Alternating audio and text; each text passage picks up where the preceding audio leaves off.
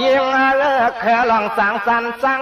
ยิงเคยลองสั่งสันสั่งในยิงเฮาปัญหามันปา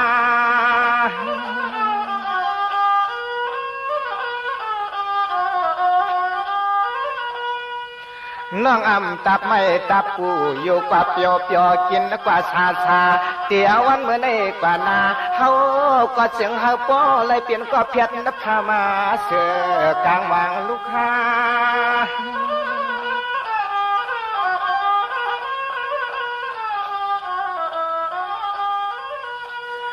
ยาเมื่อยิงน้องหัวใครใส่ซาในก่อลายเหินก็ใจปีป้อในเห็ดอย่าเล็ดอย่างนั้นอ่อนนะตึกขานังกินตึกขานังกินเอาอันนี้นอ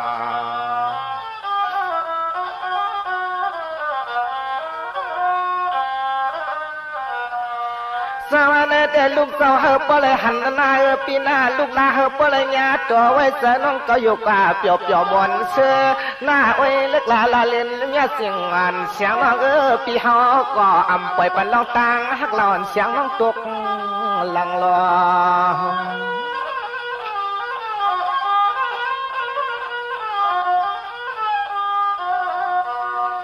ยามมาเมื่อเหลียวใน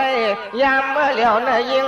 อ้อยปีนอปีเปลี่ยนเส้นหือก็ไล่ก็ใจเปลี่ยนเลี้ยงเปียงฮักชัวข้าม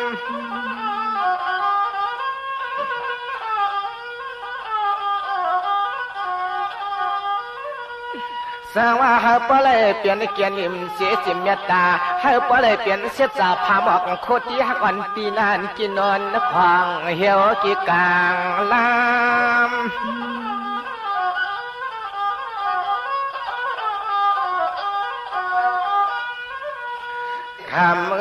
คำเหมือนเสียงเฮาแต่เตียนว่าปล่อยปันกันตั้งเลยสู่น้องตำเจอละนา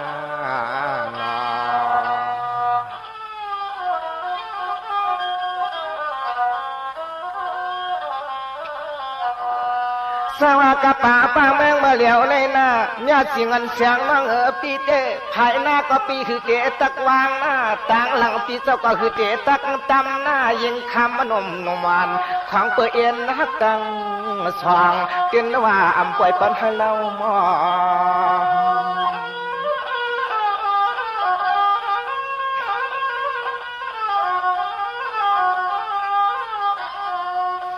วาง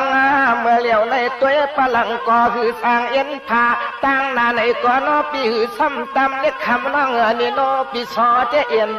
เลี้ยงเปียงฮักสว่างนา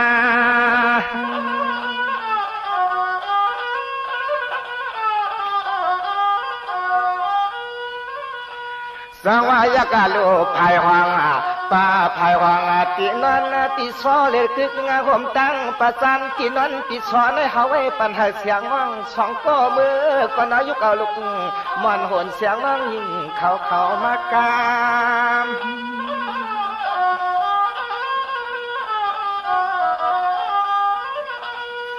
ยามมาเมื่อข้าวคำคืนนาเรียกเลียนฮักปี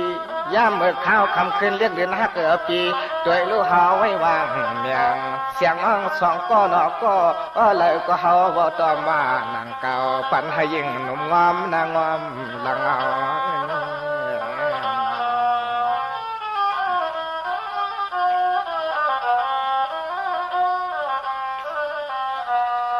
สว่ากะป่าป้าเมืองเมื่อเหลียวในยิงวันน้องปีนอพอเปลี่ยนน้ำปุงก็ลายสานเย้าน้ำปุงพอเป็นเกี่ยวกันมาก็นอนน่าหล่อละชาเสียดไว้กลางสองยานเสียงน้อง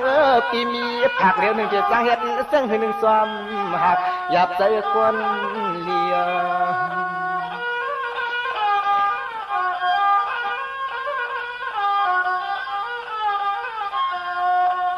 วงน้ำในก็คำป้อว่ามีไว้สองลูกจำเรียกคำน้องปีเอาไม่การนั้นมาหาบในก็คือต้นจักอยากเจอปีอะไร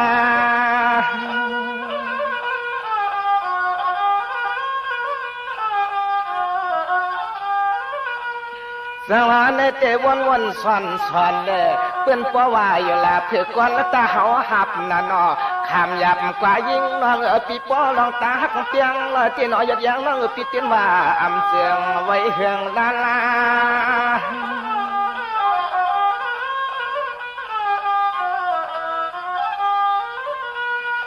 ยามาเมื่อเหลียวในพากันนำเล็กคำยาเสียงหวานเสียงน้องน้อเฮาก้อมปล่อยปันให้ยิ่งมองเฮาปีเตียหักตั้งสว่างไหลใน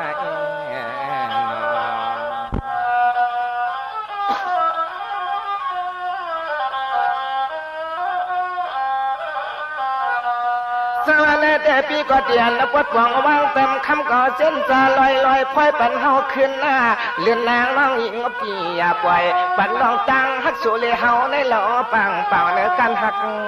กลางหน้าสู่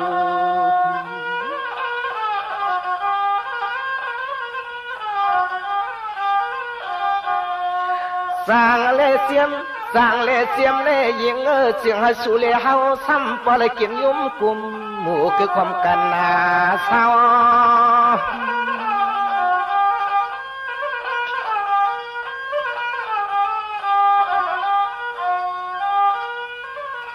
สว่ามาแล้วในเตก็เรียกก็เฮาไผ่นาปี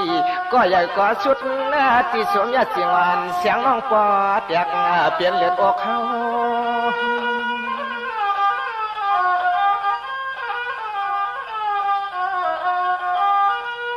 ยามมาเมื่อเหลียวในใจก็เศร้าหรือตำน้ำความแขกยามในนางหลัดอุก